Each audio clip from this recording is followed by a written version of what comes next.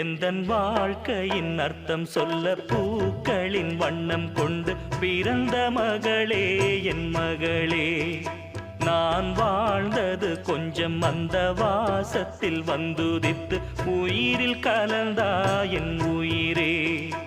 உன் பூவிழி குறுநகை அதில் 1000 கவிதையே.